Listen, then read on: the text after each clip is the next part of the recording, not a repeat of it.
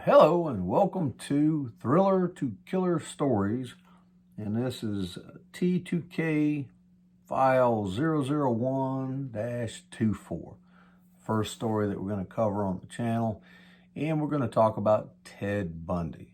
Ted Bundy was one of the most prolific serial killers that there's ever been, and he was unusual for a lot of reasons, but we'll start out with one of his typical scenarios.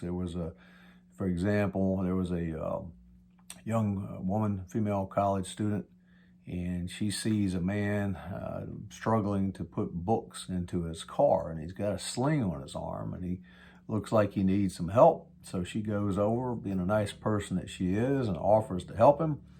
And as she's putting the books in the car and not paying attention to what's going on, he whacks her over the head with a tire iron and then shoves her into the car. And then he takes her off and does terrible things to her, assaults her for some period of time, and then eventually kills her.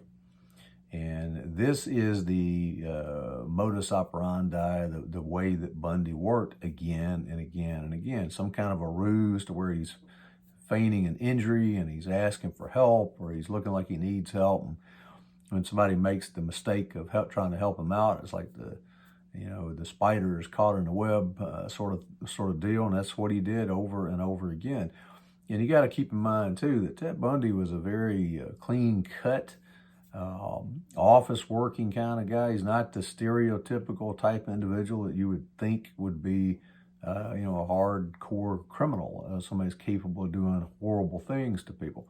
Now, if you've looked into true crime for any period of time, then you know that that's not the reliable assessment. Criminals come in all kinds of different appearance packages, male and female and all different ages and backgrounds and occupations. So stereotyping people is generally a bad idea anyway, but it's certainly going to get you down the wrong road when you're looking into people that do these type of things. But be that as it may, we all know people do it. They have a mental vision of what they think, the big bad guy is supposed to look like and be like. And Bundy did not fit that. He was the exact opposite. He looked like a lawyer. Matter of fact, he was a law student, and he worked on or at least one political campaign. And because of him being educated and being the appearance the way he was, and being extremely devious with this little ruse that he used again and again, it was not hard for people to fall into his web and be caught and then taken off and have absolutely horrific things happen to them and then have their lives ended. So he did that again and again. He was born in 1946. He was executed in 1989. He used that charm and the charisma and an unassuming appearance and to entrap lots of people in multiple states. His total victim count is unknown. Bundy was, like most criminals, a prolific liar. It's hard to tell when what he said that was true and what was fabricated. He would make confessions and say he did things, and then he would recant those, and he had all sorts of different stories. But as best anybody knows, or at least what he's confessed to that they believe might be the case, is 30 victims. It could be far higher than that. It could be fewer. Nobody actually truly knows, except Bundy up until the time he was executed. But it's somewhere in the neighborhood, or assumed thought, around 30 victims. He also was eventually caught, but it took quite some time to catch him, even though several people that had encounters with him mentioned that the person's name was Ted and that he drove an old VW. So you would think that the police would have caught on a whole lot sooner.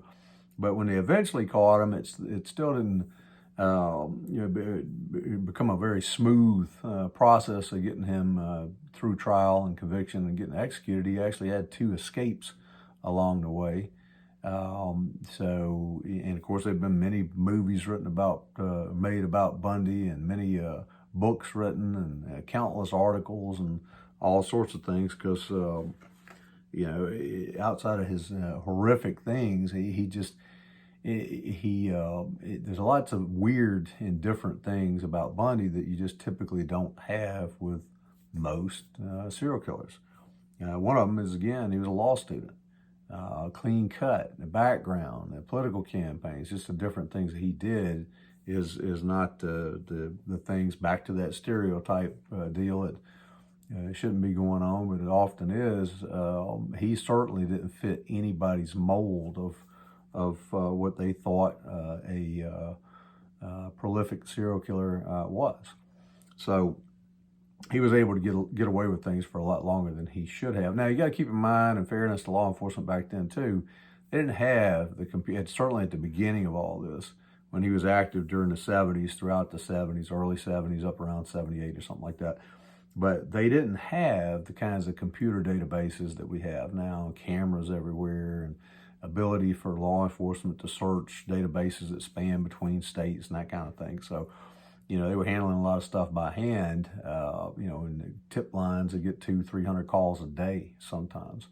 And it's just hard for people to manually sort through all that kind of stuff. And when they would come across something and find where tips were called in, and there were tips actually submitted on Bundy, but they were in with so much other fodder and so much other stuff that even if it got looked at, they're like, this guy's a college student, law student, nah, it couldn't be him, and just ruled it out. Now, of course, again, we know better than that. Like we've mentioned already, about the stereotyping and the, you know, eliminating or either putting somebody into a category or taking them out of a category based on those type things. But it went on then, and it still goes on today. Shouldn't have, but they did, and that allowed him to continue his you know, horrible crimes for a lot longer than he should have been able to do that. But eventually he was executed in 1989. So perhaps at some point in time I'll make a much longer, more in-depth video on Ted Bundy and actually put some pictures and different things up there. But he to me has always been one of the most fascinating serial killers of all time, because of those same reasons that we've already talked about. He was able to get away with a lot of things because people just didn't think that he was capable of doing that. You know, that the information that was reported, it couldn't be this guy, and the fact that he was definitely evil, but he was a very smart criminal. A lot of criminals are not. So. But Ted Bundy was certainly one of the most famous serial killers in this country of all time. And I'm sure in future files we'll talk more about Ted. But there's a little bit of information on him anyway, and I hope you enjoyed the video, and I'll see you again soon in the next Thriller to Killer video.